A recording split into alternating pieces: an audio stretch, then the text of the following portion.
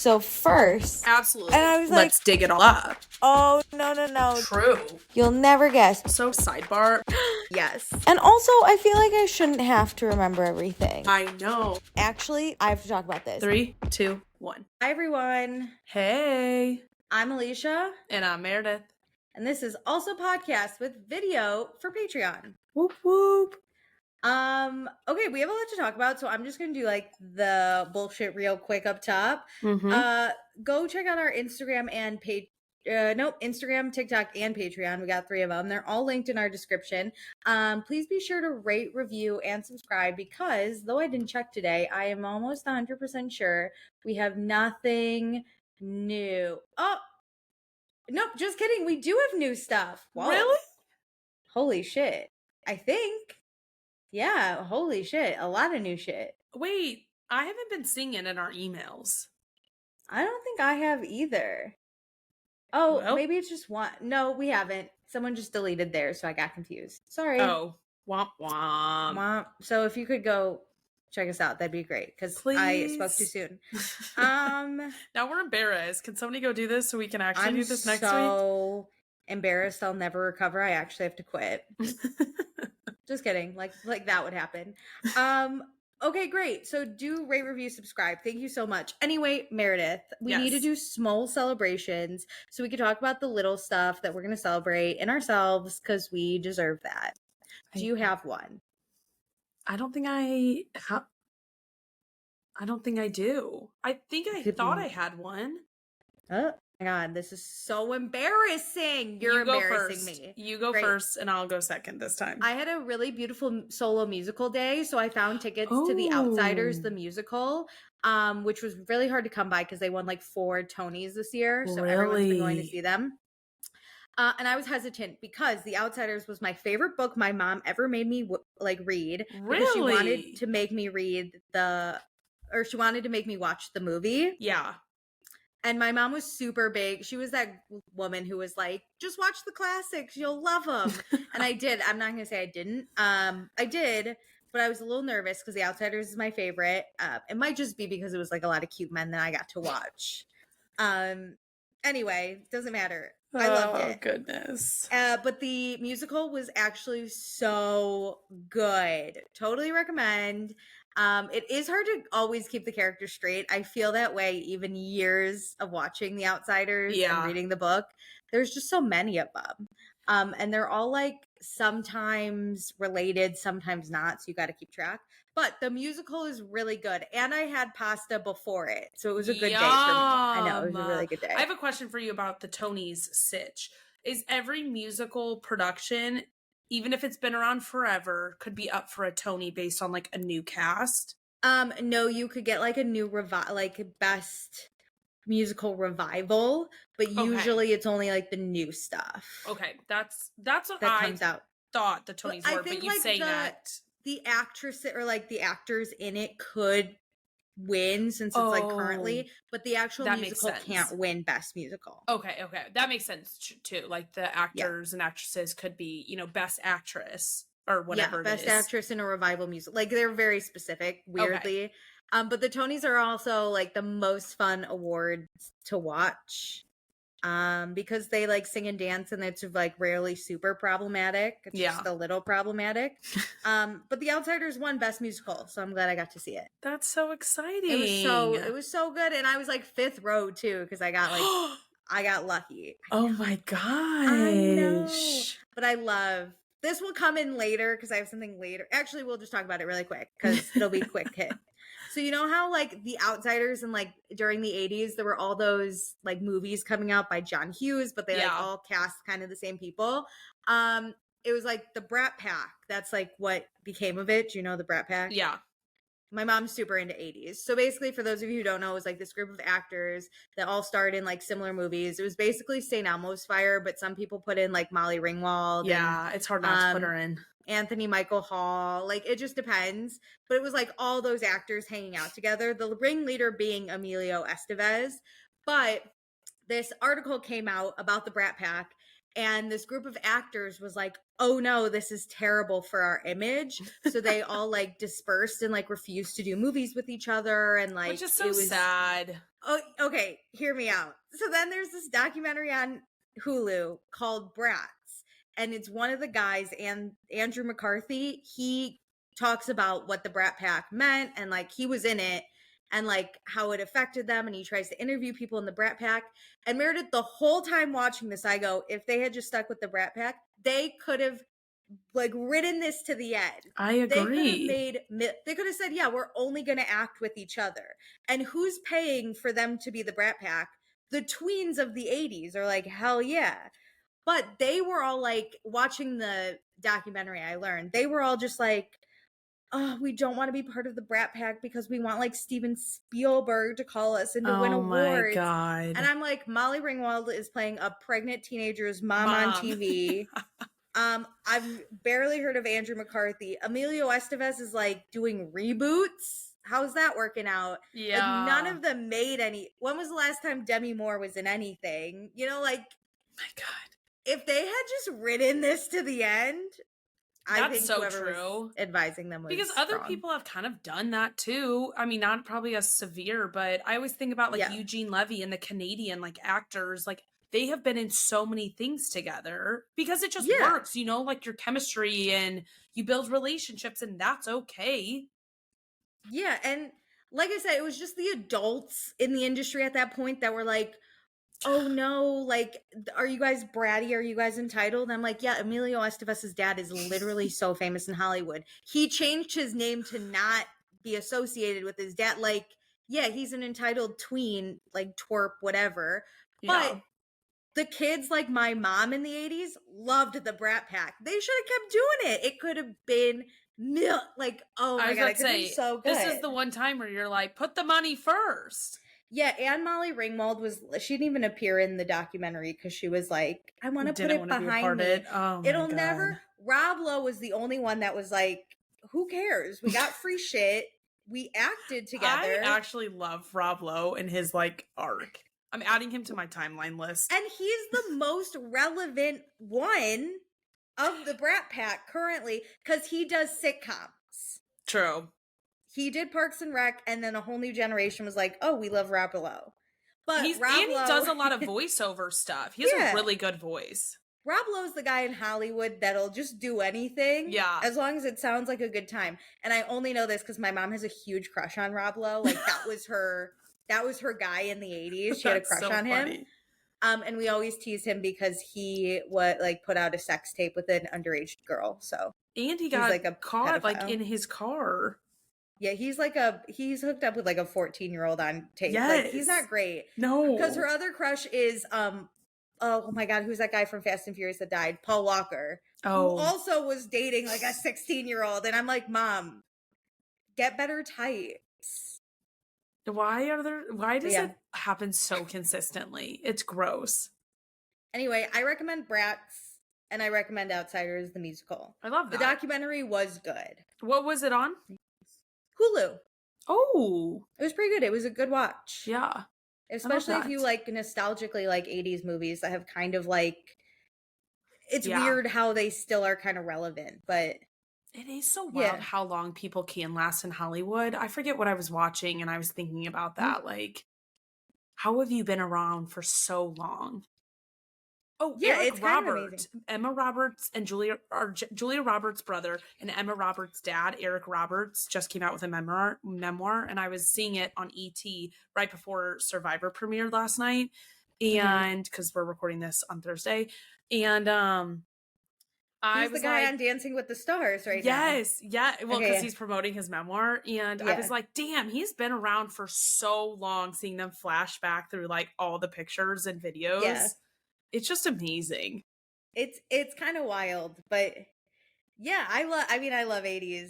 I mean, it's sad Molly Ringwald is also a mom on Riverdale. Like the two worst teenage I was wondering where she's been since. I could not remember what else she was on. Riverdale. She played a reoccurring role on Riverdale. So the fact that she wouldn't be in this documentary is absolutely hilarious to me. That's so true.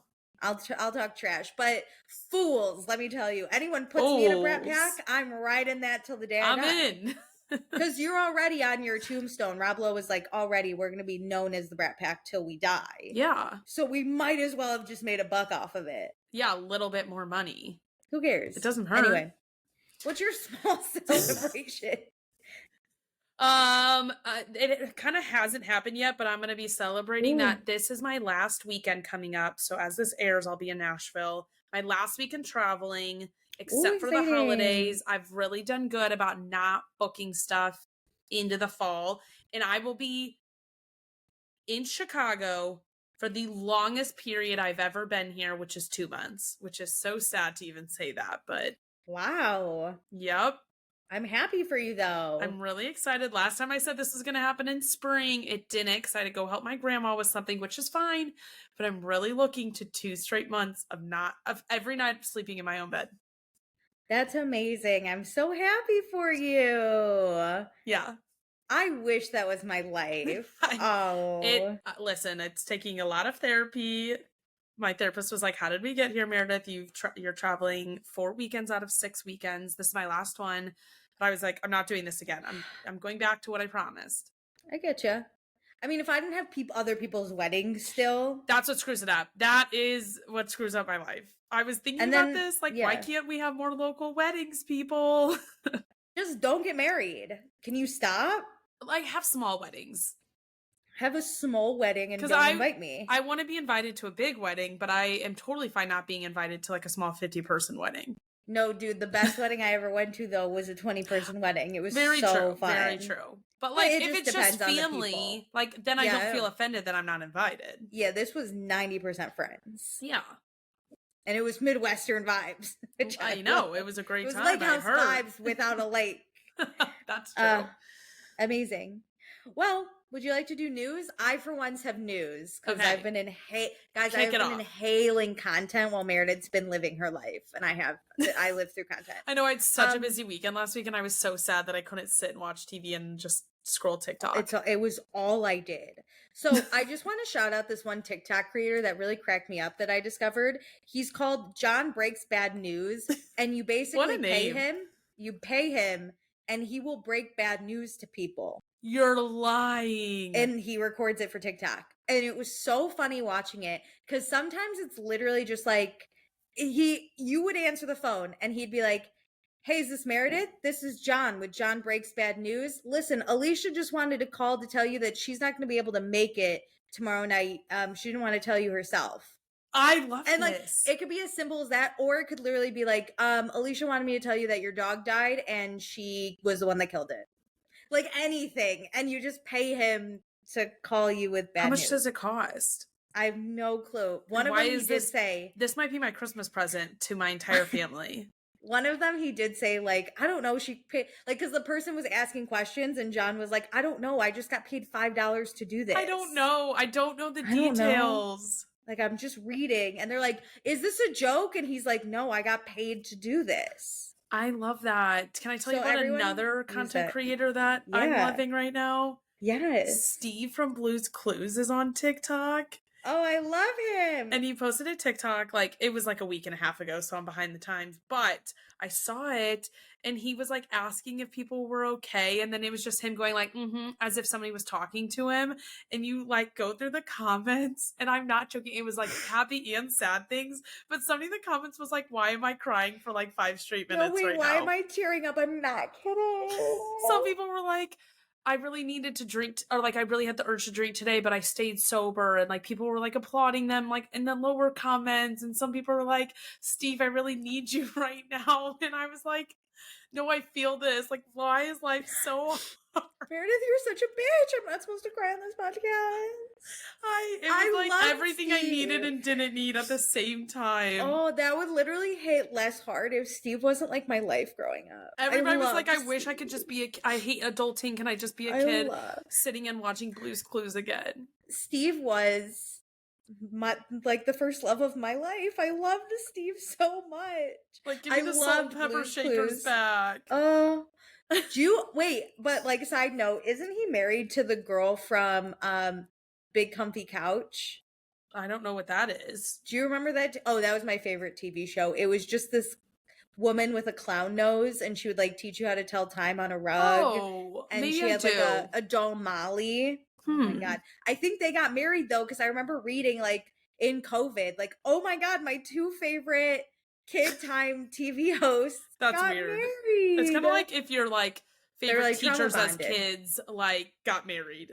My favorite teachers as kids did get married, and they lied about their relationship to us. You're we lying. knew. You're we lying. knew. No, we knew that we were like, "Are you guys dating?" It was the two hottest teachers in junior high. And we were like, "Are you guys dating?" And they'd be like, "No." And we'd be like, "So why does she always come to the basketball games you coach? Like, that's weird." And he was like, she's just here as like a good friend. And now they're married. So shout out the Amoses. I don't know. The last name was Amos. I don't know think how you Steve is married. Oh wait, this is on TikTok. I'll have to look at this later. Okay, I kind of think that I'm right, because I remember really feeling a way about it. Oh, I mean, people have made videos. How old were you when you realized Steve from Blue's Clues married Lynette, the clown from Big Comfy Couch? Okay, yep. This is from December 2023, so it's not like we're that off. I mean, I was 26 when I found out. 27 maybe. I'm 29 and I just found out. It was amazing. Big Comfy Couch was fun. You would lay and you could tell time with your body. Oh. She would use her feet.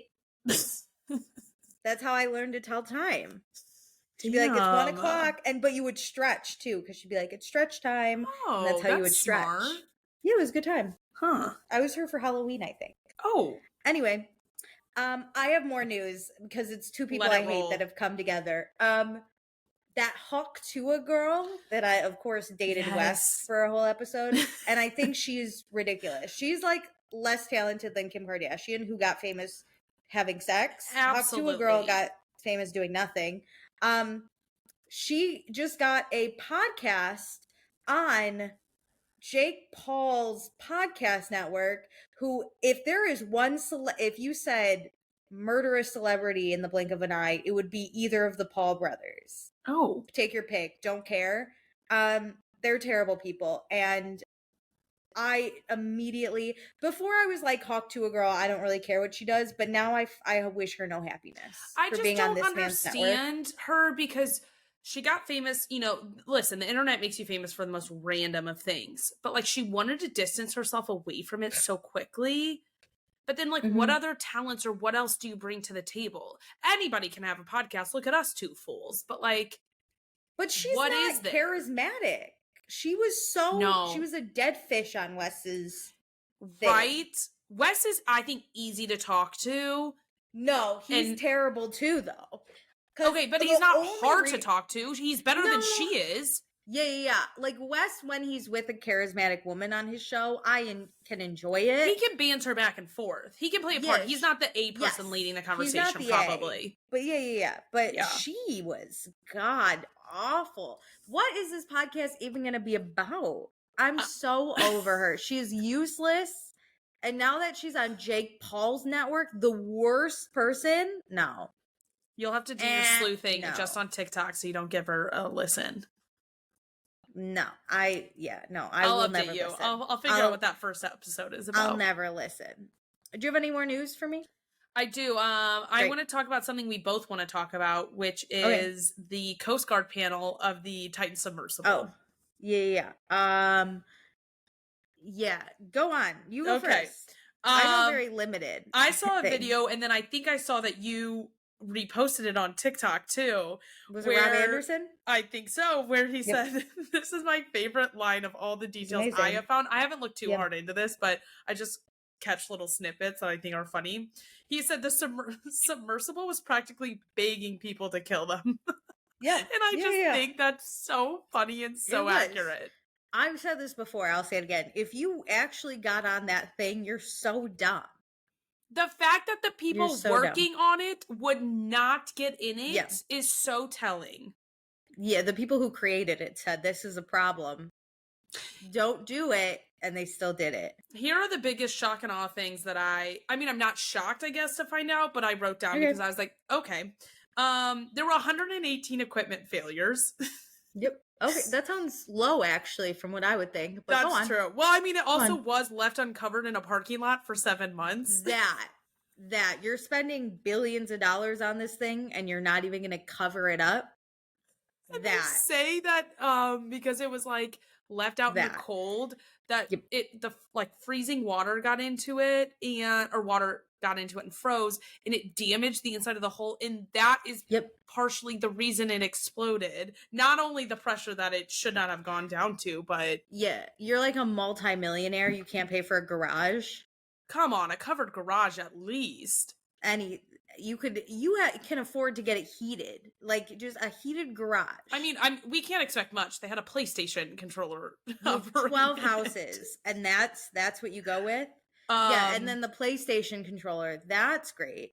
Still, we'll never get over that. During a test in the Bahamas, it was struck by lightning, which I feel like is a really good omen, or it's a bad omen for what went down. Like, you just should have known immediately.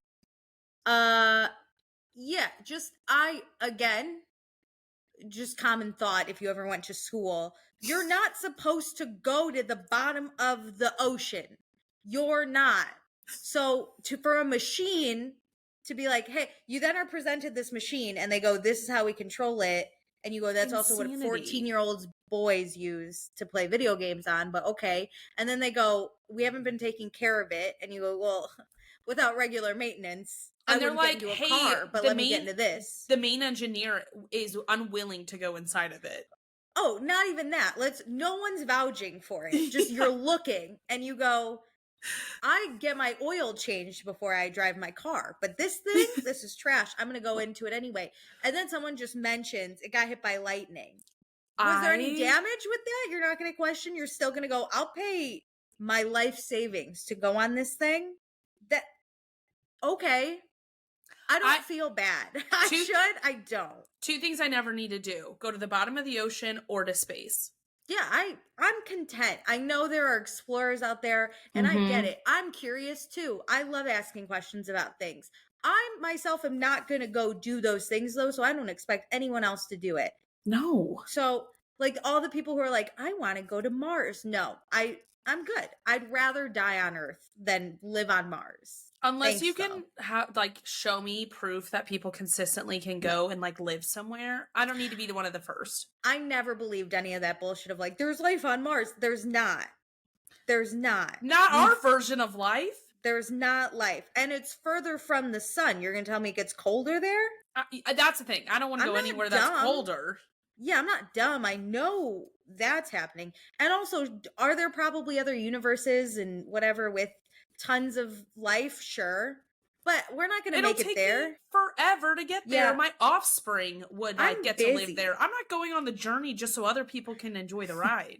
Half the time I don't even want to live on Earth. You think I'm going to fight my life to go live on another planet? Please. Listen, the devil I know is better than the devil I don't. Put that on a shirt. I don't even want to be here. I'm not going to fight for my life somewhere else. Yes. Please. Try again. Submersible. Yeah, and then they're like, let's go to the bottom of the ocean. Do you know how cold it is? I don't. You ever been in knee-deep water? It's fucking cold. It's dark out there. There are sharks in New York in knee-deep water. I'm not going down to the Titanic. I know. Bad things happen where the Titanic is. I don't need a second. Now a third.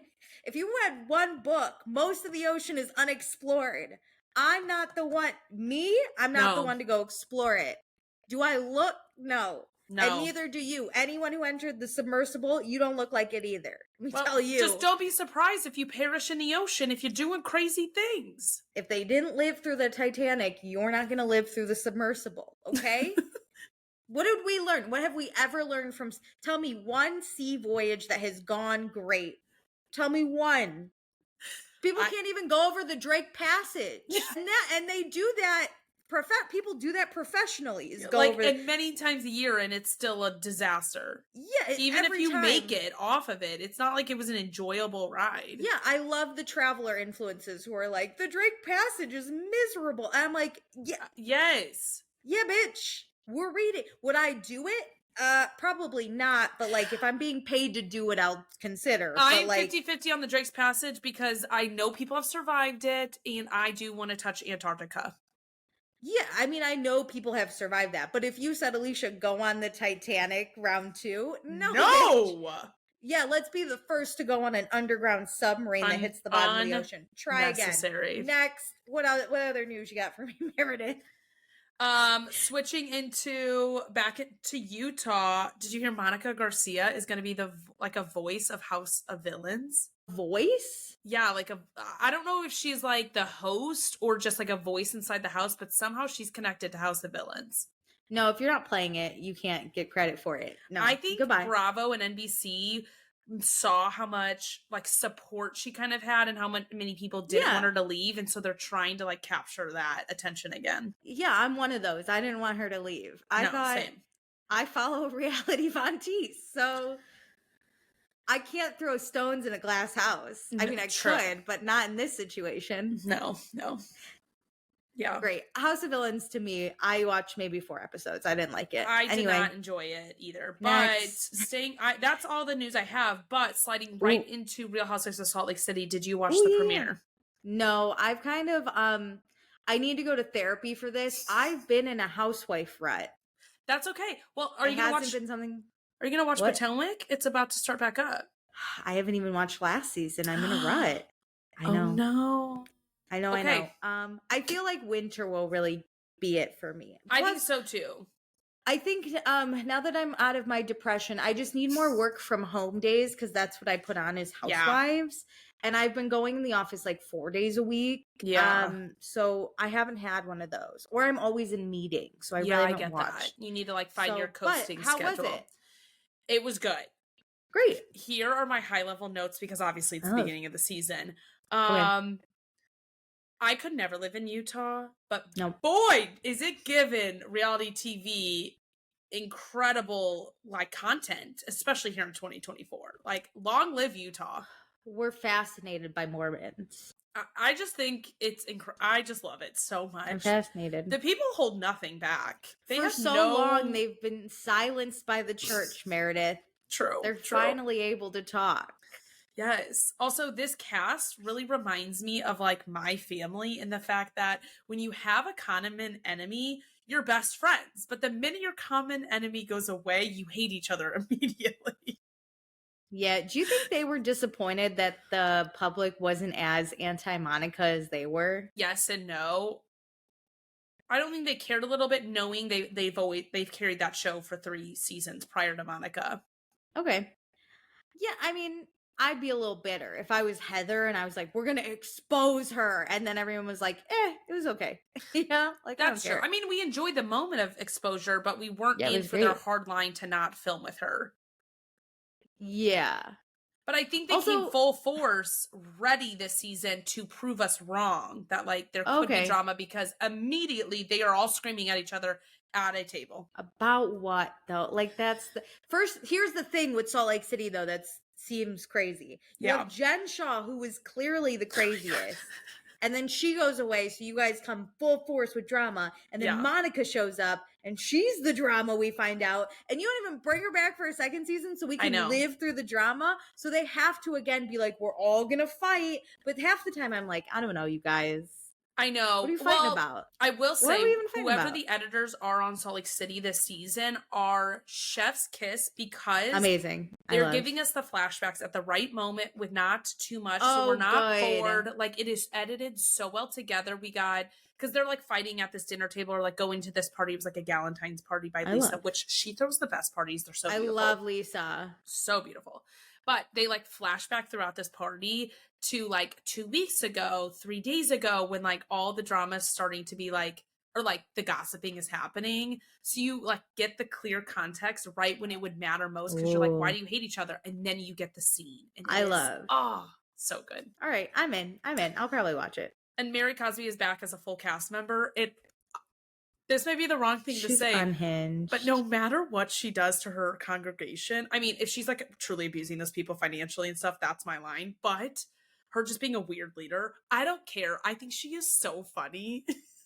She is really funny. My only qualm with her is like, Bitch, you gotta show up for reunions. You can't True. pull that I shit agree. again. That's true. That's Like, true. I won't support you as a housewife if you do that again. You've been given a second chance by the grace of God, let's say. Fucking do it. Do the right thing. Show up. I think she will. She's up. so unintentionally funny. She's so funny. But like, she's funny to make fun. Like, it's just so funny. Yes. She's one of those housewives I could never be friends with. No. But never meet funny. your heroes. I don't need to meet her in person. I just need to watch her on my screen in her confessionals. Alicia, she was talking about how she's kind of vegan now because like your colon just can't have a whole hunk of meat going through it. And I was like, ma'am, that is not how it works. She's crazy. I loved when she said Heather looked like she was inbred. Inbred. That was so funny. Alicia, she likes her this season because she's skinny. Yes. Yeah, Heather is on Ozempic. But no, nothing will ever top when she talked about the person from her congregation who died in a terrible car crash in front of Whitney's kid. And then Whitney's kid was like, did she survive? No. And then she's like, no. But I'm so excited to be here. I'm so excited to be here. I was like, Whitney's kid was my face. She was just like, oh my God. She had a mini version of that where amazing. A new like friend of told her that she grew up poor and so she would like steal bread and put it in her purse. And Mary goes, that had to be like last year because you don't carry a purse as a kid. And I was like, you're not wrong. Yep. You're not stealing wrong. Bread. Yeah, last year, 2023, she's stealing bread. Oh, that's great. I do love Mary Cosby. I'm excited for her back. Great. Yeah. Salt Lake City to put on the list. Here we go. Any other news? I don't think so. Want to get into reading, watching, and listening because I inhaled content? Yes, let's do it. Okay, I read a book. We're going to start with my book club. I read a book. It was 3 stars, but I have to tell you how much it angered me. Okay, so it was called Night Road. It's by Kristen Hanna, who wrote The Nightingale, who's I was about to say popular. That's what it sounds similar to. Yeah. Did you ever read My Sister's Keeper by Jodi Picoult? I didn't, but I saw the movie. Okay, I read it in 6th grade, and that mom drove me up a fucking wall. It was told in like multiple points of view. Anytime I got the mom's point of view, she drove me fucking nuts. She's a terrible person. She's terrible, right? Yeah. But because I read it in 6th grade, I was forced to do book club with my mom and talk to her about it, so I didn't take anything wrong, which is fine. And so every night I'd be like, I hate the mom. And my mom would be like, once you're older, you'll get it. And I still don't get it. So I don't know if it's a mom thing, but I hate the mother in that book. Yeah, I don't know if I would ever be able to come around on the mom side. Just talk to your kids. Don't force your kid. Just talk to them. Yes. So I'm reading Night Road. It's about, I'm going to tell you the whole premise. If I'm going to spoil it, you guys, because I'm not recommending it. Go for it. So it's told dual point of view. One point of view is this 14-year-old girl from the wrong side of the track. She's been in foster care her whole life. Her mom's a drug addict. She didn't think she had any family. She finds out she has family. She goes to live with this family. They're poor. Like, it's just her aunt, like a great aunt. Very poor, still in a trailer. Great. Other point of view is this rich mom. Dad's a doctor. She's got twin kids, 14 years old. They live in the nice part of Washington, Seattle area, whatever. So rich, right? Are they both in Seattle? Yeah, both in Seattle. Dual points of view. So the mom's kids go to school with this girl, right? Yeah. And this girl meets the dog. It's a boy-girl twin. So the bad girl from the bad side of the tracks, her name's Lexi. She meets the daughter, Mia, and they become instant friends because Mia is a social outcast, but her brother, Zach, is like super fun and popular. So crazy how that works out. So the mom, Jude, is so like crazy protective of her daughter, Mia, and is like, gross. I hope this bad kid isn't gonna like ruin my friend. Kid. Yeah, and basically, so Lexi, first person she meets is popular Zach, immediately like has a crush, right? Then she finds out that like, oh, this is my new friend's brother. But then the mom literally says like, you better not be using Mia to get to Zach or I'll fucking. And Lexi is basically like so involved in their kids' lives. And this is the first day they meet too. And Lexi's basically like, look, I don't have any friends, so I'm here to be Mia's friend. Plus Zach's super popular. Lexi's a loser, so she's like, whatever. She joins the family. It jumps to senior year. Immediately it's like, we're gonna go to parties, but kids drink and drive, so don't do that. Drinking and driving is an epidemic. We hate drinking and drive. Immediately. And the so book is saying that, or the mom? Yeah, it's literally like the mom's like, I know drinking and driving is an epidemic. The kids better not do that. I won't let them go to parties because they will drink, and I can't have them drink and then drive. Okay. And I literally went, I feel like none of my friends were drinking and driving, because you don't do two crimes at once. Also, yes, drinking and driving is an epidemic. The way they hounded it into this book, it was like the DARE program. I was like, I don't care. Immediately, I know someone's going to drink and drive and probably die. That's true. Right? Yeah, you're like, you're ruining the plot because you're hitting the point so like hard. Also, oh my God, if you don't want your kids to drink and drive them to the party and pick them up. Or like, don't give them the keys and go, you're the DD. I mean, you could do that, but like, and she's like, my kids would never do anything bad, right? So my kids don't even drink. They would never drink. Then why are you so concerned about them drinking and driving? So she's one of those. She's one of those that's like, Lexi might steer them wrong because she's the bad kid. Oh. Lexi actually doesn't drink because her mom's a drug addict. So she's like, I only have a beer. Yeah, she's actually like, I only have a beer. Also, they're all like getting ready to go to college, right? Lexi can't afford college. So she just sits there and she's like, my entitled friends don't listen to me, right? Whatever. So they're going to parties. Mm-hmm. Great. Eventually, Zach and Lexi discover they have feelings for each other. Oh no, they let Mia know. Mia's fine. The mom's the one with the issue.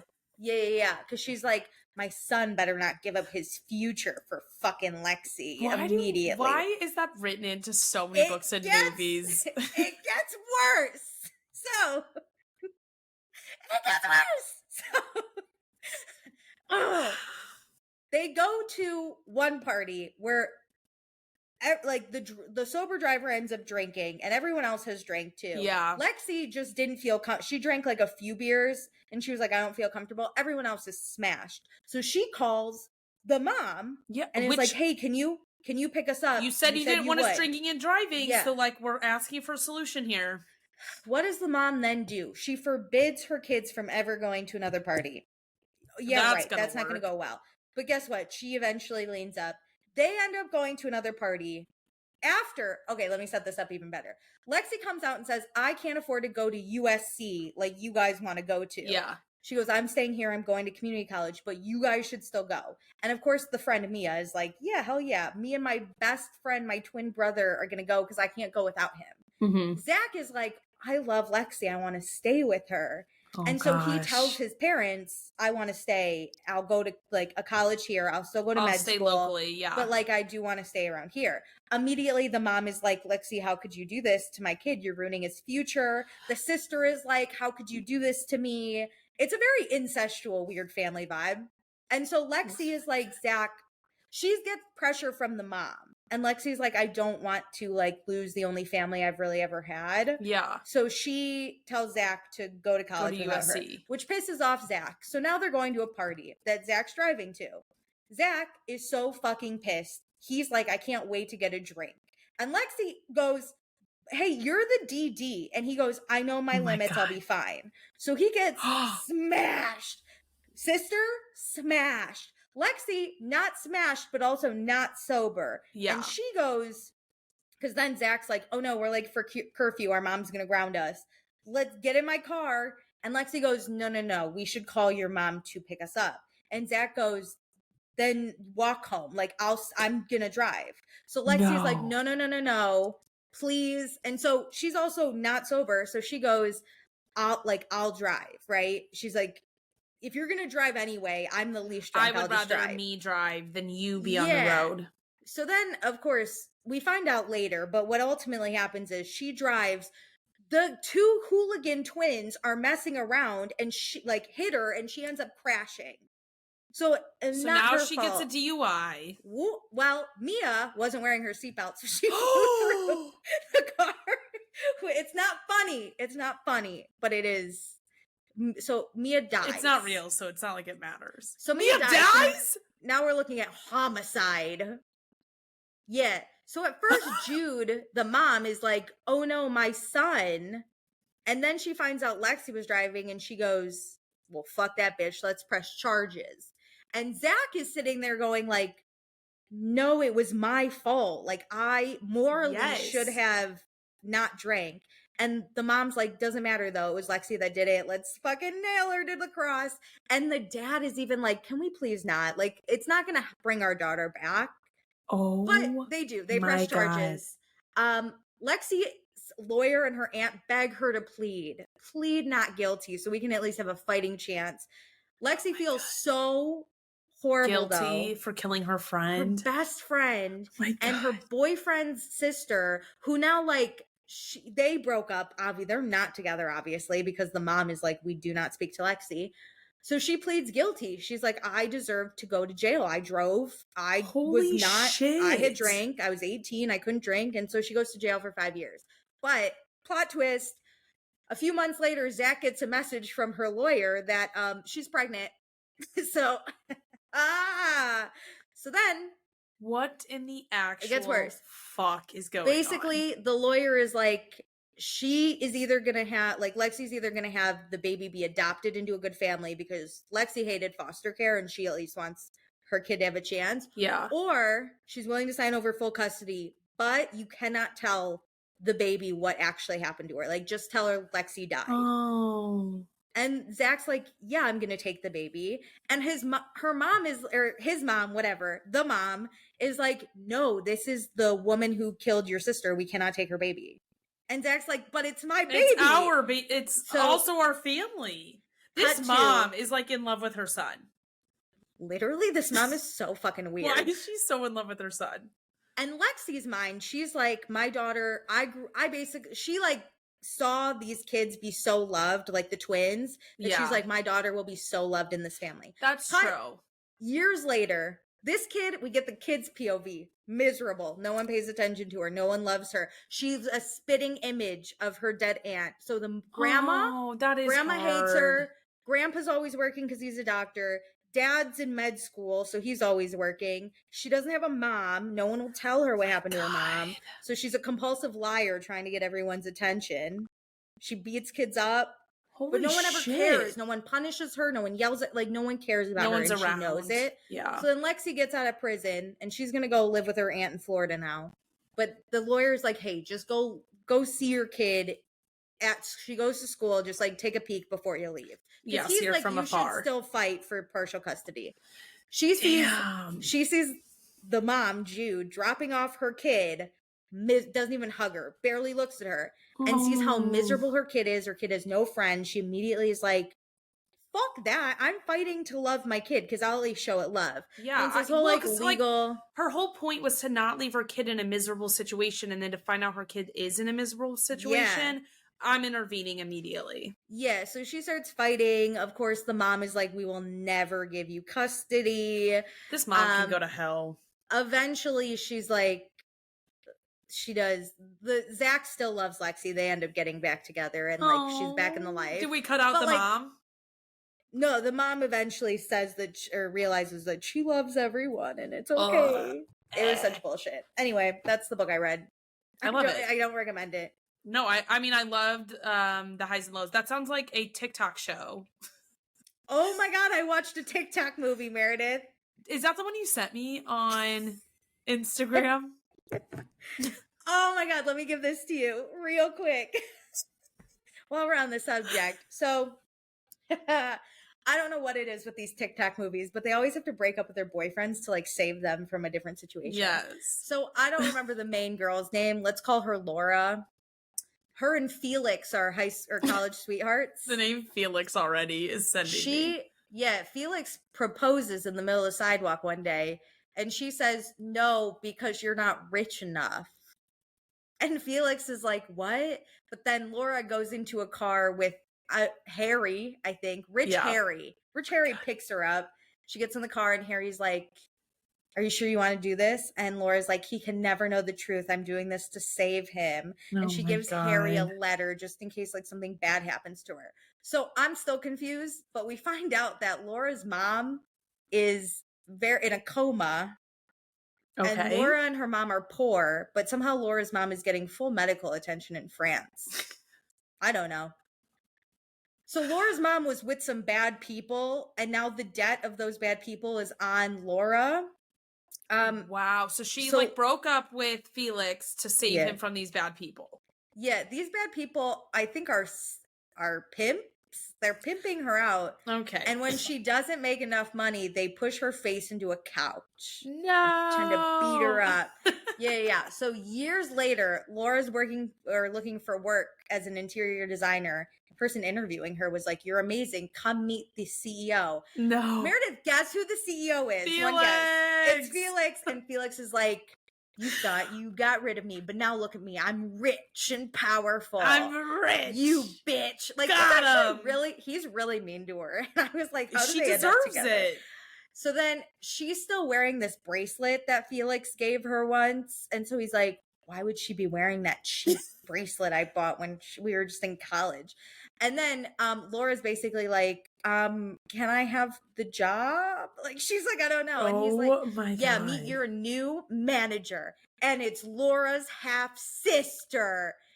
Evil sister. Why does she have a half-sister?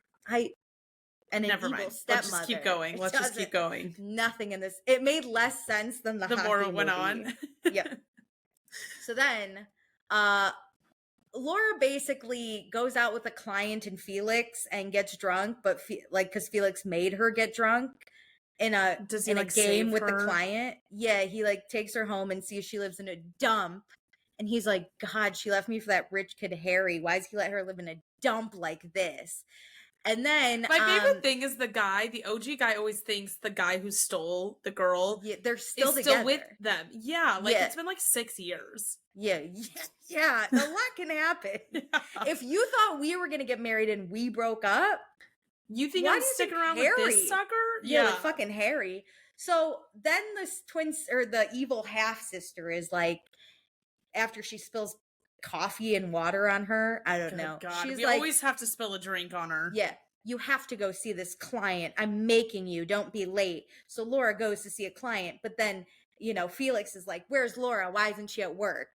And the evil half-sister is like, oh, I made her go see that meeting with the client, but it was canceled. Ha ha ha. And Felix is like, I told you not to fucking do. Felix hates he's engaged to the half-sister. Did I forget that part? Whoops. Yeah. He hates his fiance so much. So Laura goes to this client. Oh my God. She can't get in though, because she doesn't have a meeting because it's canceled. Yeah. Yeah. But who shows up is Harry. And Harry's like, hey, what are you doing here? And she's like, oh, hey, Harry, I can't get in. And he goes, well, luckily my uncle runs this whole building, so let me get you in. Because the uncle's the client. And we find out Harry and Laura are still friends because Harry is on British. Good terms. Okay. Yeah, he's British. And so he watches over her comatose mother in France. The uncle's not British, though. So the uncle owns the company. He likes Laura, and he's like, Harry, it's so nice that you brought me your girlfriend. You guys should get married so I can pass the company over to you, because I can't give you the company if you're not married. Stop And then Felix shows up and is like, what are you doing here? And the uncle is like, Harry just introduced me to his new fiance. And Felix is like, sends Felix. Yeah, Felix is like, I'm in a spiral. And so he leaves. Even though I thought you guys were together anyways. And then when Laura goes to see him later and like apologize or something, he throws paper at her and gives her the deepest paper cut on her face I've ever. You would have thought a knife went to her face. Okay, paper cuts are painful. Meredith, it was 3 inches wide. There was no way. There was no way. That would be a really bad paper cut. It was crazy. So whatever. Basically, God, I can't remember. Basically, Felix saves Laura from almost falling and like hitting her head. But he in turn gets hurt. So all 4 of them end up in a hospital. That's where you learn Harry actually does like Laura, but Laura's just doing this so he can get his company. And Felix really loves Laura, but he's engaged to the evil half-sister. And the evil half-sister's just in it for the money because the evil stepmother is making her. It's a big fucking mess. Eventually, though, the papers come out because then Felix and Laura are seen together, and so they end up in the news together, right? And then Felix's grandmother is like, I have to save the family name. And so she's like, you two are getting forced to get married now. And Felix is pissed because he's like, Laura doesn't even fucking love me. I gotta get fucking married to her. What? And Laura's sitting here like, I do love Felix and I would do anything for him, so I'm gonna get married to him to save his company name. This is so insane. Harry feels so, because then we got the mother. They hook up. And then the mother's awake out of her coma. Oh, I thought you were saying like a mom hooks up with someone else. Oh, sorry, no. Felix and Laura hook up, so they're back in love eventually. And then the mother wakes up from the coma, so they all go to France. But then the evil half-sister ends up, or the evil stepmother, I guess, ends up killing the mother. So then, and Harry knew about the plan. So Harry's so upset, and Laura's in a spiral now, and Felix doesn't know what to do because Laura won't hook up with him anymore because her mother died. She's traumatized, yeah. Yeah, but he's like, we're in love.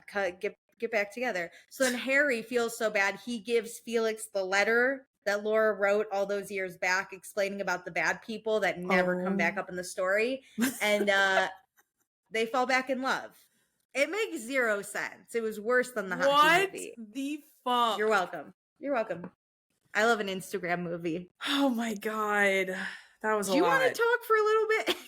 Yeah, those two stories back to back. Damn. You're welcome. Did you follow okay? Because it was kind of wild. We're going to take a hard left turn please. Into reality TV game shows. Thank God. I need to tell you, I'm not going to spoil really Big Brother unless you want me to. But I doubt you're caught up. I'm not caught up.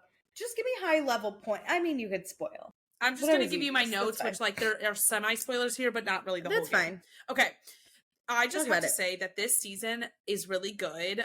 I really don't think there's many floaters because even Angela, who could be considered a floater, is like weirdly blowing up things left and right, but it's like helping her game sometimes. Meredith, I can't watch because of Angela. No, I get that. Okay, go on. Speaking of Angela, she is the biggest idiot and changes her mind every 5 minutes still. And at one point, she wakes up, she can't sleep, and she sees people just like hanging out outside.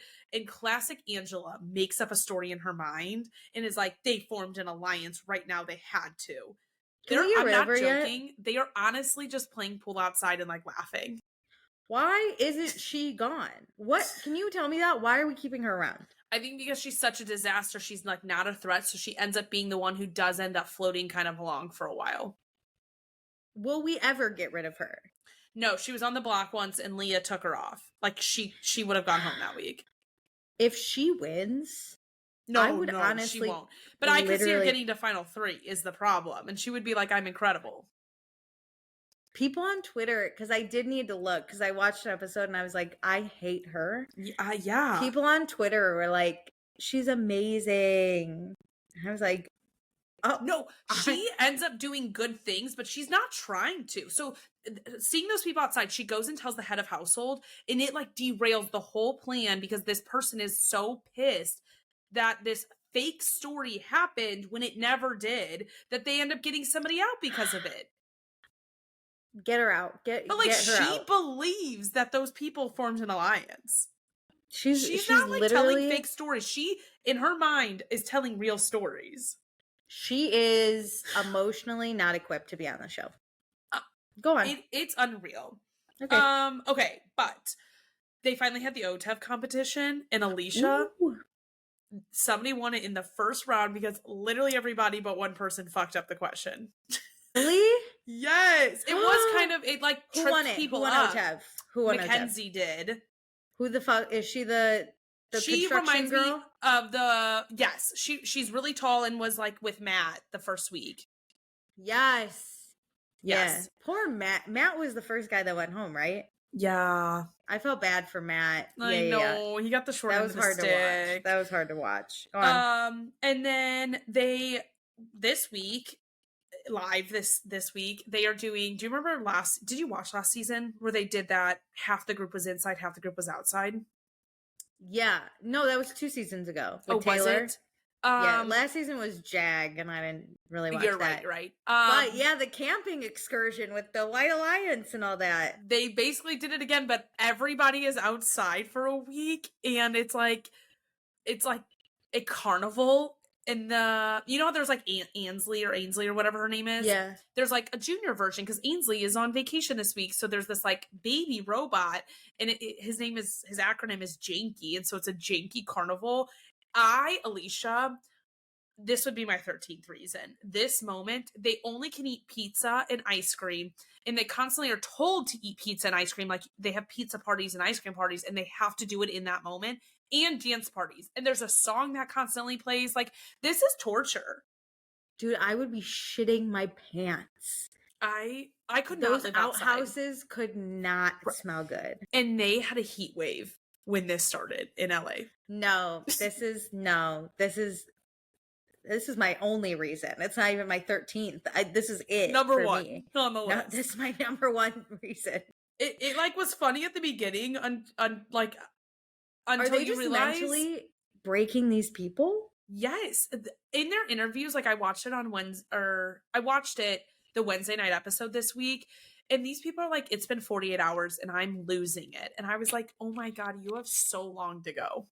Oh my god, I hate it. To be trapped out there with Angela, that's my only reason. That's the thing, like you can't get away from these people. I'm shitting my pants and I have to hear this woman talk? No. Yeah. She's the reason I'm watching it so slow. It's like every 5 minutes I have to stop watching it. It doesn't get better. Every week she has like some type of meltdown. I hope the show is good. Funny. The show is good around her, despite her. All right. Okay. Weirdly, she is adding some goodness to it because like she's adding a little chaos. So she like the pot constantly is stirred because of her mental breakdowns. What like a fun twist though. Go back outside. I love that for them. I think it's so funny to watch, but like I do feel really bad for these people. I'd feel really bad because that would be miserable. Yeah. Okay. And then keeping with my game show, Survivor premiered last night, and I just want to tell everybody, there's not much to say, but I just need everybody who's listening who watches, A, DM me if you're watching because I want to know, and B, me and my friends draft players, so I want to tell everybody who listens who my drafted players are. Okay, do it. This is my list. Okay. Aisha, Teeny, Caroline, Sam, Anika, and Tiana. I basically have all girls except for one guy because I accidentally did that. So nervous about that. But that's what's happening on my draft board. And just in the game, there was a guy, Alicia, first day, mentally spiraling immediately. Me. That would be me on Survivor. You could last he has a meltdown the first night he's sleeping. Like me. you could last 48 hours. No, never. That's why I would never apply to Survivor. And then he like they do a competition, he has heat stroke, and then they're all sitting there on the mat. All three tribes are sitting there. And they're asking him if he's okay, and he's like, "Yeah, sorry. I'm mentally spiraling and my body just gave out, but I've been mentally spiraling because the person I'm closest to, I've been thinking about throwing them under the bus." And everybody's like, "Whoa, dude, you don't have to say these things out loud. Like it's day 2. Don't think of a reason. You could just say you're mentally spiraling. We get it. We're on Survivor too." And the guy who we like wants to throw on the bus is like, "Whoa, hey, don't talk about me right now." That's crazy. Do you think it's gonna be a good season? Should I watch? I think it's gonna be good. I mean, I love Survivor, so yeah. Their hidden immunity idol is a little different this year. At least the first one. They changed it up. They changed it up last year where you had to like find a clue to find something or like do something to then open up a box and it'll be in a box. You don't just find a hidden immunity idol anymore. And this year you find this, it's called a Beware Advantage, in a tree, and then you go find this box. It's locked. And then you can go find a key, open the box, and there's a choice. You either get an immunity idol for one tribal council, or you can put that immunity idol into a box within the box and have a whole new set of clues to get an immunity idol for 3 weeks or like for 3 tribal councils. So like, do you risk it type of thing and like have to go through a whole nother set of hurdles. Interesting. I loved that idea. I do love Survivor. I mean, it's such a good show. Mm-hmm. Maybe I'll watch. I just meant like we grew up in golden age Survivor. It gets hard. It gets hard. It's different now because they've shortened how much it is, and tribes are constantly losing flint. Like if you lose immunity challenge, you lose your flint. So it's a lot tougher conditions than what it used to be. But I miss the golden age era of what I loved, but it is still interesting. Do people still come back like from old seasons? No, but you know what? You should catch it we're about to hit season 50, and I heard that's going to be another All-Stars. Yeah, because I mean, the golden age was like Boston Rob and Sandra. Parvati, Russell. Yeah. I'm against you, Russell. Yeah, it was. I mean, like, Sandra Oh is my favorite of all time. I love her. That was my golden age. I agree.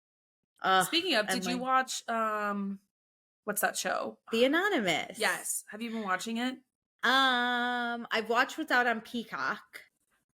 It's, I know you're not watching it anymore, but I mean, you might. I don't want to spoil. No, but you can spoil it. Spoil it.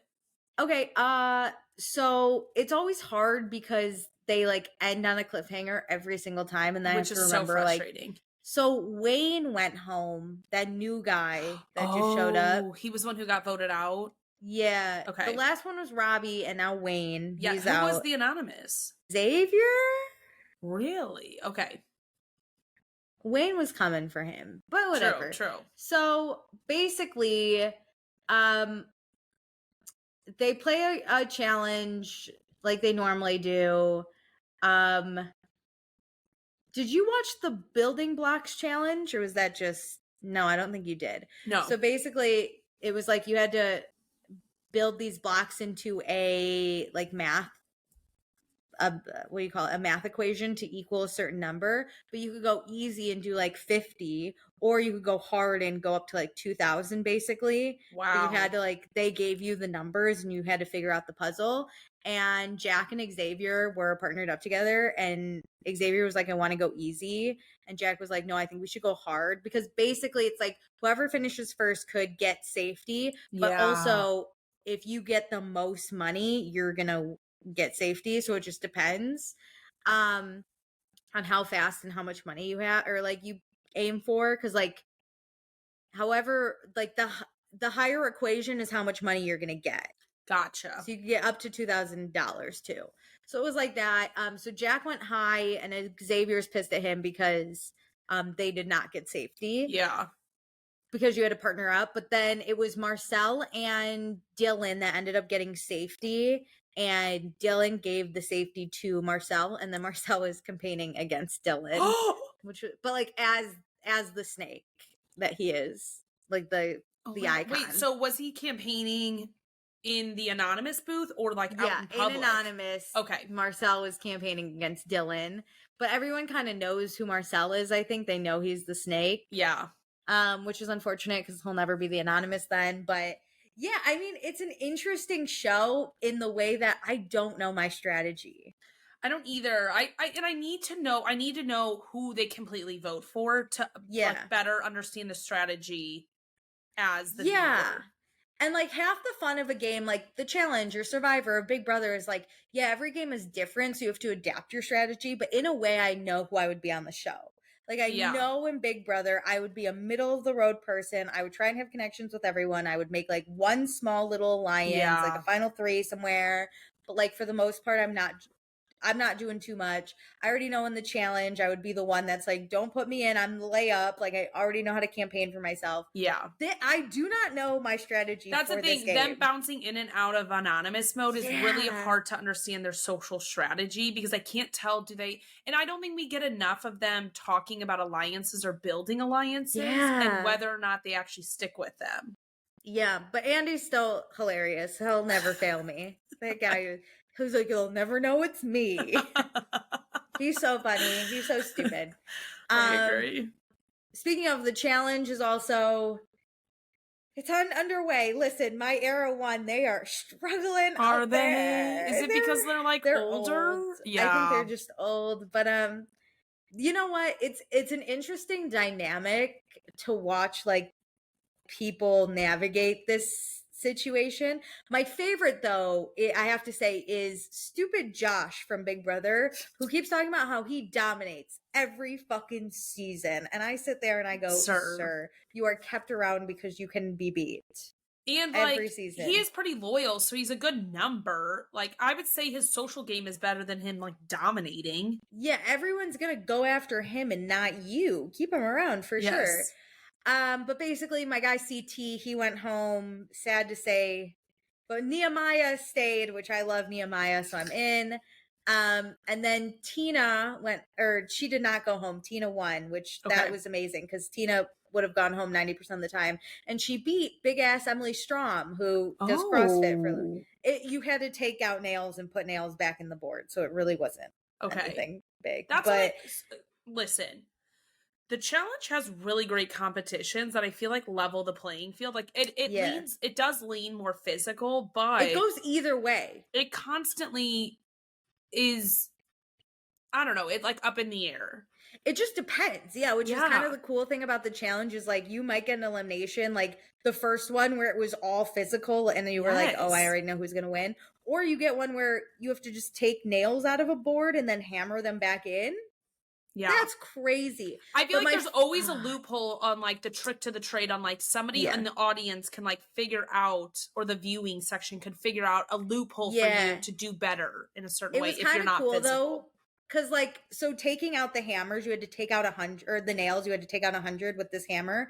Tina somehow was able to like put the hammer sideways and just like go up and down and they all started falling out. Whereas Emily tried to do that and she could, like Emily, CT, and Nehemiah all tried that and they just kept jamming it in. So I don't know how Tina fucking did it. Damn. But my favorite part of this challenge is, and always will be, that they now need to pick team captains who will either decide who goes in or go in themselves. That's insanity. And picking it is my favorite because you see everyone be like, please don't pick me, please don't pick me. And they're like, I'm gonna pick you. So it's like, even if you send someone down, you still have to like, it's really interesting. It's an interesting dynamic. I know. That is one of the best twists that they've added. Yeah. It's really cool. I'm excited to see though how we'll do like a final. Like, I don't know if there'll be an one win, because what if all of Era 1 goes out? Like they're on their way to going, you know? Or like when it gets down to a certain point, do they get absorbed? Yeah, does it go individual at some point? Interesting. I can't wait to hear. I'm excited. So there's that. So yeah, those are my reality TV. Oh, and Dancing with the Stars, you guys, week 1. Was it good? Yeah, I'm gonna do I think a TikTok video on it because I want to discuss my thoughts, but a lot of stiff competition. They were actually really good. I will say though, if you're gonna be a judge on TV, don't act nice so that the audience likes you. They were handing out 5s like it was everyone's job. Don't give a 5 to someone who didn't move. No, it kind of goes out of 10, but like on week 1, even if you're kind of good, you usually get like a 3 or 4 because you're not like, they're looking for technicality. They're judging as if like against. They're judging your performance, you as a professional dancer. As if you were a professional. Yeah. There was one, the old guys never make it that far. But there was one old guy, the dad from Modern Family. When I tell you he did not move from the spot he was in, his partner danced around him and he did not move. They gave him 5s. Why? What? Don't just be nice. Actually judge a little, you know? Yeah, your scale should mean something. You should keep the same scale the entire season so you can see people progressing. Exactly. Also, Dancing with the Stars has kind of, so it used to be judged like, so the judges would give you a score. You could then vote and they would put those together. Yeah. And then at the end, it was like, what was it? Oh, it would be like final 2 or final 3. There was another part the judges would play in it. Oh, the judges would get to decide. So we would vote. That was it. You would get your score. People would then vote. And then there'd be a final 2. Yeah. Right? And the judges would pick who to save. Out of the final 2. So even if people didn't like someone, if they were a good dancer, the judges would pick them. Makes sense. Now the judges have no say. So your final 2, like, it doesn't matter. It's based off of like your one score you already got. Yeah. Which is fine. But then you have people who like last year voted for Harry Jowsey so many goddamn times. He never But he was terrible. He was a terrible They're playing to dancer. the audience. They're trying to keep the audience engaged, which I get. I get it, but they're terrible dancers. That means that people who shouldn't win could get to the end. Yes. Which is also, and they had the finale. Usually the finale is 2 couples. They had like 5 last season, which was weird. It was all weird. And I feel like they're going to do that again because, I mean, you got 2 Olympians who are so beloved. Yeah. You got 2 people from the Bachelor franchise, which again are so beloved. Yep. You got, like, it's just hard out there. Like, it's going to be hard for my girl Phaedra, who did a really good job. Housewives are really struggle. Bravo doesn't vote for this show. No. They don't. Honestly, the Bachelor, Bachelorette contestants, they're already built into the ABC audience. Yeah, they go far. The Olympians are going to go far.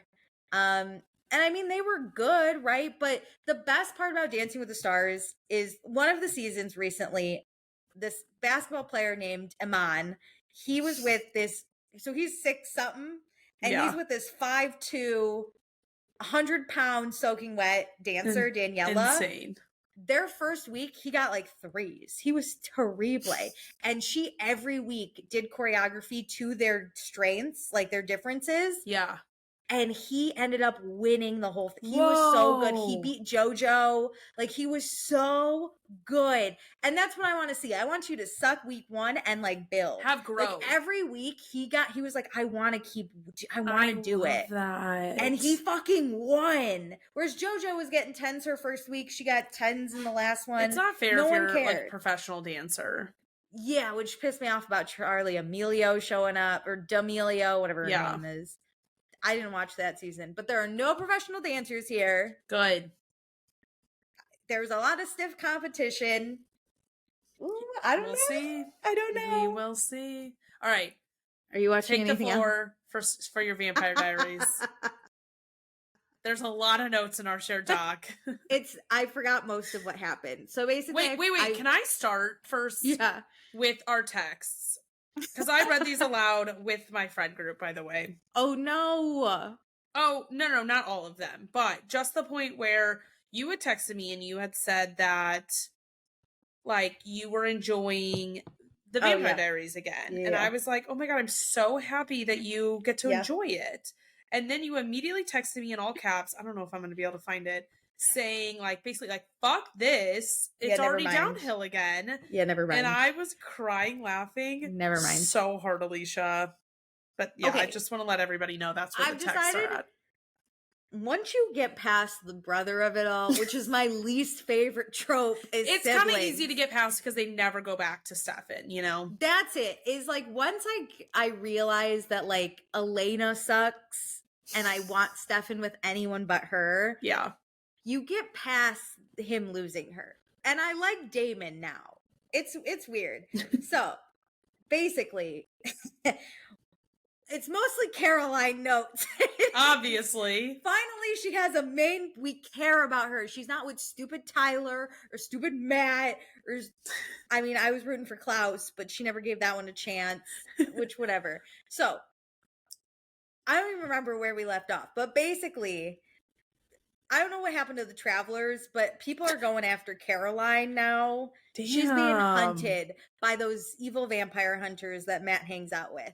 But also, to find more vampires, those evil vampire hunters, they kidnap her mom and are like, give us Enzo the vampire, or we're going to kill your mom. So Caroline's like, hand over Enzo. And everyone's like, no, we have to think about this. And she's like, no, we don't. That's my mom. I'm pissed. And who the fuck is Enzo? Like, we don't care about him. Who cares about Enzo? Oh, he's Damon's best friend. No, die. I don't care. Damon left him years ago. Why can't we abandon Enzo again? I literally don't care. Also, speaking of, Damon is back from the dead, but Bonnie is still dead. I do remember that. She's with this serial killer who I actually really like. His name's Kai, and he's crazy, and I love it. He's so entertaining. He's out loud. I am laughing at him. His comedic timing of evilness is so funny. He reminds me of like a Chris Keller. Like, he's so bad. It's so good. So anyway, Enzo, Stefan, and Caroline are dealing with these evil vampire hunters, and Enzo's basically like, Caroline, do you still have a crush on Stefan? And Caroline's like, can you not out me right now? This is not the time.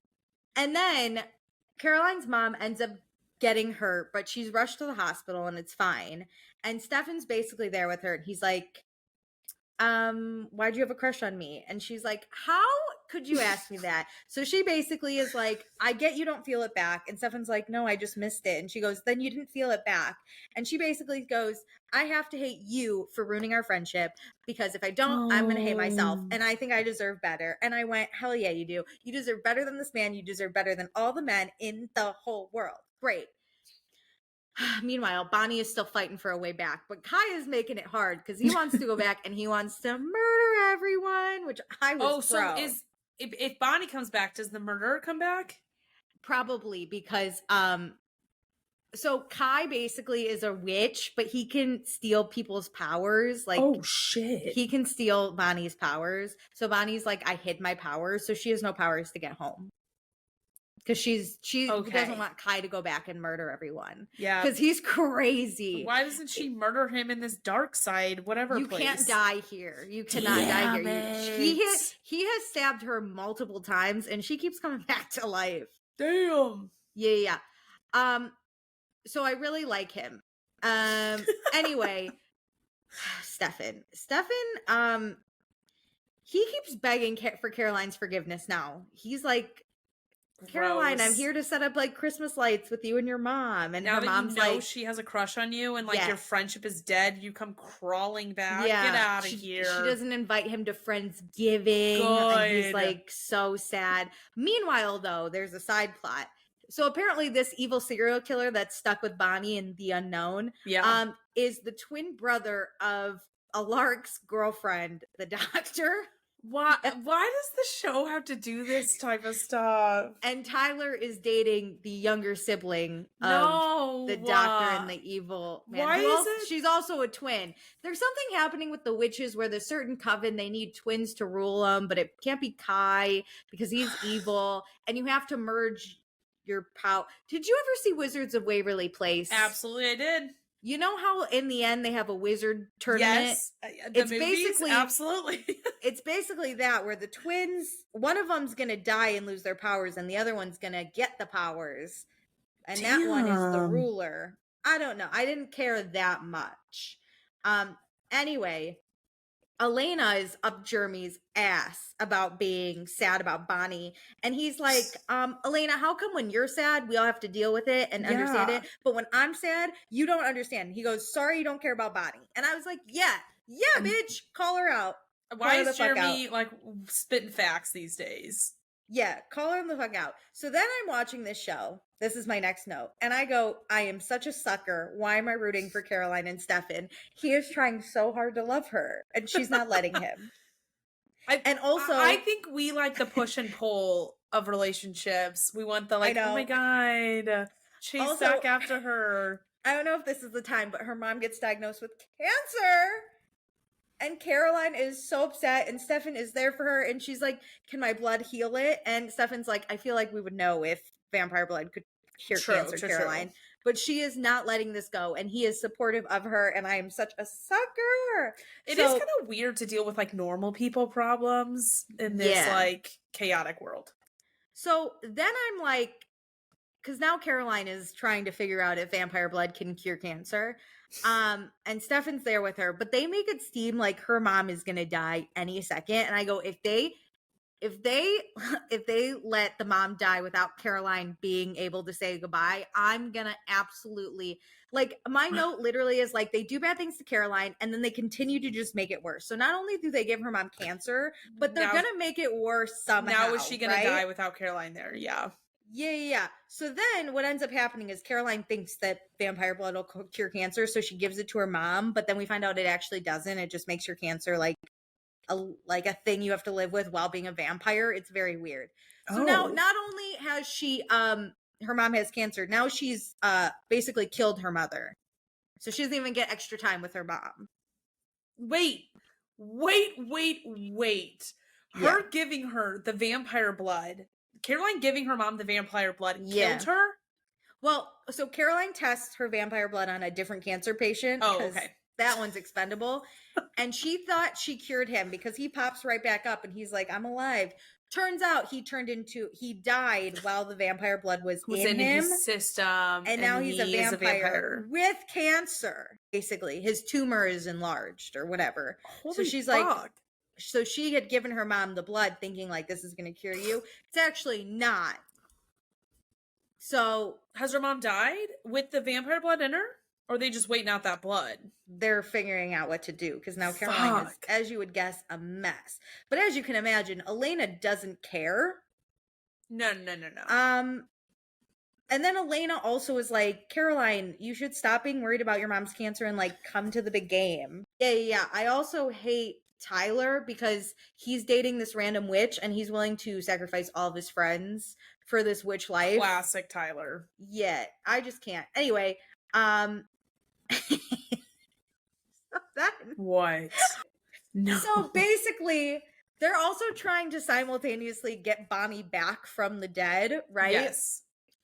And this evil guy, Kai, he ends up finding Bonnie's magic and like coming back without her to the plate to Mystic Grill without Bonnie. And then he also is able to defeat one of his, like, not his twin, but a different twin.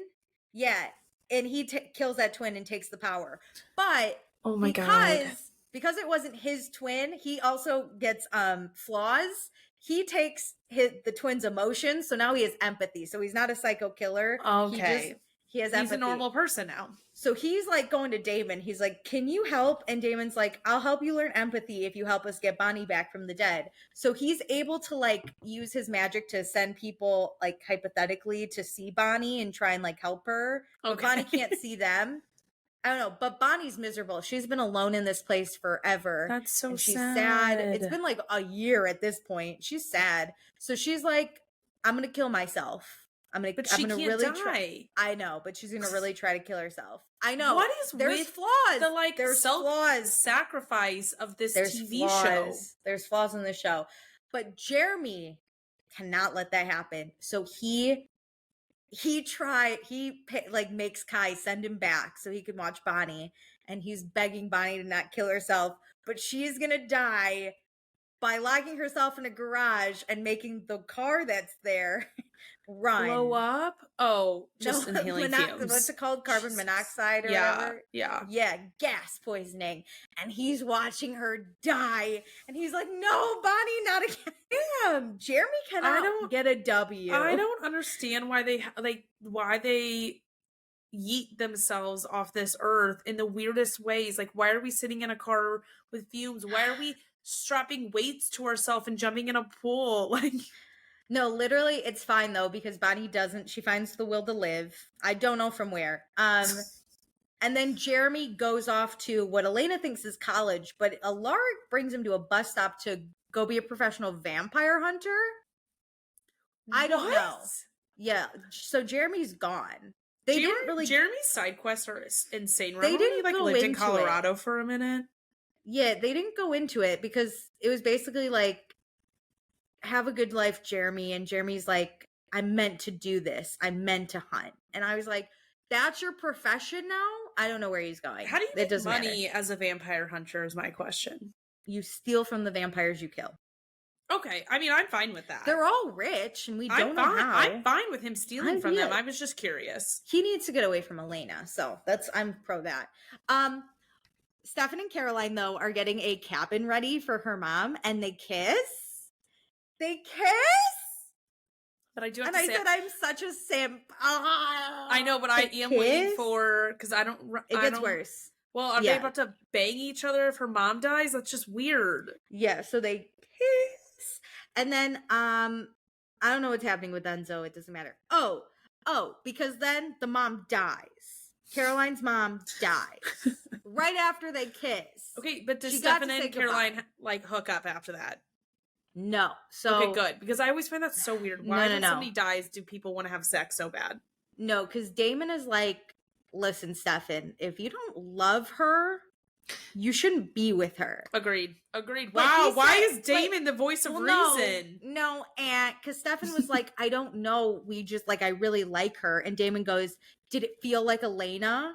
And Stefan's like, no. And he goes, then it's not real. And I went, no. Elena shouldn't be the benchmark, but you should also never benchmark against previous relationships. Well, Stefan was like, I don't know if I am in love with her, but I know I really love like her as a, like, you know, so whatever. I love her, but I don't know if I'm in love with her. Stefan is questioning it immediately. And Caroline knows. She's like, fuck. But then Caroline sings at the funeral and Stefan falls in love. Also, I didn't know she could sing. Candace King? No, that's not her name. What's her name? I think that is her name. Okay. She could sing. She's got pipes. And then she basically tells Elena, she's like, hey, I want to turn off my humanity. 1 year, I won't kill anyone. Yeah, she goes, I'm a control freak. I can't deal with my mom and with Stefan. Yeah, so she's a control freak. She's not going to lose control like the rest of them. Yeah. But she's like, I just don't want to feel anymore. And Elena's like, no. And Caroline goes, you did it. When David, like, you've done it, can I do it? She's Why like, can't I do it? No, don't do it. And she's like, what if Stefan had said the right thing? And Caroline's like, it doesn't really matter though, because he didn't. So can I turn it back off yet? And then as she turns it back off, Bonnie comes back. Whoa. I know. After she somehow ended up in like 1903 and met Damon and Stefan's mom. That's aside. I don't care as much. Let's go back to Caroline. She turns that humanity switch off. Rightfully deserved. Yeah. And then she's basically like, don't force me to turn it back on. That's the one rule we're going to have. And give me a year, please. Elena, of course, is like, we can't do that. We have to force her to turn it back on. And Stefan's like, leave it to me. And I went, no, both of you. She's going to turn it off forever if Stefan gets involved. Worse. She said, don't do it. And Stefan tries, but he's her emotional trigger because he's like, please come back to me. And she almost loses it. She almost does. And then she catches herself and goes, you shouldn't have done that. So she fucking goes on a murdering spree. She's going to murder one of Elena's friends. She's going to murder one of Stefan's friends. Rightfully deserved, I do have to say. That don't matter. So she basically calls them and is like, I've compelled one of them to cut the other one's heart out. Haha. Here's my one condition. Stefan has to turn off. Caroline? Yeah, I was so impressed. Wow. Her one condition to stop it, Stefan needs to turn off his humanity. And Elena's like, don't do it. And Stefan's like, that's a really bad idea. No, it was kind of cool because now they're both humanity-less. And I went, this is my dream. This is my dream. Now they can bang. Of course they bang. They're drinking margs together. They're killing people. Because Caroline's very like still controlled. She's like has a routine still. And Stefan's like, I'm going to break you out of your fucking routine. Because he doesn't give a shit. He's like, let's have fun. He ends up like sucking a girl's blood and he gets Caroline to do it. And then they hook up and now they're like on a fun rampage together. I was so pro. This is your dream. I was living for it. And Elena's miserable. And this is amazing. Wow, what a perfect trio for you. Yeah. Yeah. So then Elena and Damon, of course. So Damon brings back, the only reason the mother plays a part is Damon brings back their mother from 1903. Don't ask. It doesn't matter. It doesn't matter. And he's like, he introduces the mother to Stefan again, and that's Stefan's trigger. He's back. And he's like, but we have to save Caroline. So he pretends his humanity switch is still off, and Damon and Elena lock the two of them up and are like, you got to turn back on your humanity switch. We're going to drain you out or whatever that shit is. And Stefan is just pretending he's in solidarity with Caroline. But then their golden nugget for Caroline was like, hey, we have a letter from your mom that she mailed. She wanted you to get, which is real. Oh my God. And they give it to Caroline and she goes, burn it, Stefan, because she doesn't care. And Stefan's like, are you sure you want to do that? Because he cares now. And she's like, burn it. And he does because he doesn't want her to know. But now he feels so bad. And she knows. She's like, when'd you turn it back on, you stupid bitch? You know? And all this stuff. But then Stefan ends up getting her to turn her humanity back on. Yeah, but now we don't have the letter. Oh, they just have to make Caroline's storyline so bad. She's broken. You thought she was broken before? She missed like 2 whole episodes. I was like, where's Candace King? I was so sad. Anyway, Rick's getting married Jesus. to that doctor. She ends up dying. It doesn't matter. What? The evil serial killer boy shows up and he kills everyone. I feel bad for Alaric. Every partner of his disappears or dies. Yeah, he's worse than Jeremy, you know? Also, I don't think Jeremy knows Bonnie's back. No, it's kind of crazy. Jeremy was like, Jeremy is like a Mormon going on a mission. He needs to be gone for 2 years. So, yeah, because Alaric is marrying the psycho's, or the psycho's she's sister. Dead, right? Yeah, I mean, he kills her. He shows up at the wedding. He kills him. But he does curse. He's genius. This psychopath is genius. His name's Kai. Basically, he shows up at the wedding. Elena ends up in the hospital in a deep sleep. And we find out that as long as Bonnie is alive, Elena will never wake up. So Damon is like, we gotta kill Bonnie. Yeah. No, but he's actually like, we can't, because that's how they write off Nina Dobrev's character. She's asleep. She's Sleeping Beauty. Oh. She's Sleeping Beauty. Wait, that's genius, because I think Nina was just done being a regular cast member. Yeah, because she could come back. Exactly. It left the door Bonnie open. Dies. Yeah, so you do think Damon's gonna kill Bonnie. She doesn't. Okay, also, I have not watched these episodes. Oh, you should. They're good. These are the best episodes.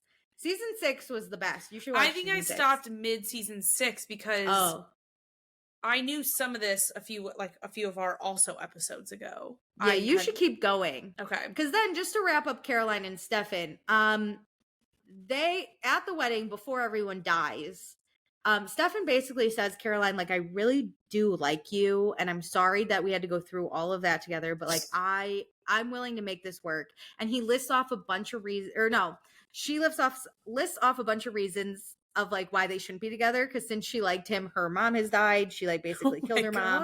Bonnie died. All these bad things just kept happening to her, and she's like, and I was so blinded by liking you, and like you didn't like me back. And Stefan's like, but I do now. And Caroline's like, look, I want control in my life. I can't do that with you in it.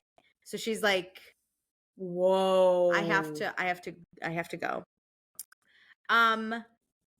And so then it ends with like Stefan going to the Caroline's house and basically being like, I made a list of all the ways like you've made me a better person, and I'm willing to wait for you. I do not care how long it takes. He goes, because we have forever, so I'm willing to wait. Boys do that in real life. Also, this is a side note, Alaric's wife before she died was pregnant with twins. I feel like that will come up later. I don't know how, because if that is Kai and his sister, I will lose it. No, Kai and his sister are twins, and then the sister is pregnant with twins. Oh, I thought you meant OG wife, Elena's mom. Sorry. No, sorry. Okay, his new wife that just died was pregnant with twins, but so he did get to marry her. She just died after the wedding? I think they made it a fish, but yeah.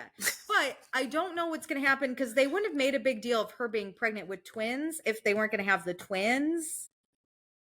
But she never had them, because she's dead. So I don't know. Alaric is just a normal person.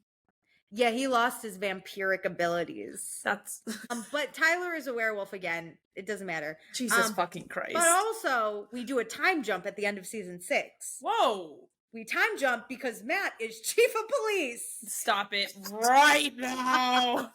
So to say I'm excited to watch season 7 is an understatement, even though I know Nina Dobrev is not going to be there. But it's time for me to binge the originals, season 2, which I'm excited about. I cannot. That's my life. Thanks for listening. All right, I'll catch up. We won't talk about it on also, but I'll catch up. You have to watch more content so then I don't talk so much. Oh my God, I watched so much. There's just, I'm too early, or it's too dumb to talk about. Oh, watch more content. Here's my last thing. Did you know on Spotify, there was a thing called blends? Yeah. I learned about these for the first time this weekend, and it's very scary to blend your music with your friends and be like, how much of a match are we? Are you going to hate this playlist because of me? Yeah, it's pretty bad. So, but if you need music recs, guys, I've been listening to nothing but Odessa. Oh, okay. Odessa's been, they're one of my favorite like musical groups. It is a little electronic-y, but it's not like hard. It's very like uplifting. Yeah. Because I know you've been saying you need recs. Odessa, and they have a movie of their concert on Prime, which was I cried during it multiple times. I'll give it a listen. I'm gonna put a Q&A box up, and by Q&A I mean just a Q, no A's. Odessa, I'm telling you, because I want new music. I need to get back into music. I'm more into music than podcasts right now, so I'm trying to ride that train. I'm telling you, Odessa. Listen to just a little. little. But electronic isn't my thing. I'm gonna give it a try. I know, but it's the best. But I want other people's into the new too. season. Yeah. Okay. Just try it. Okay. Okay, and with that, we listen to nothing. Okay, we're done.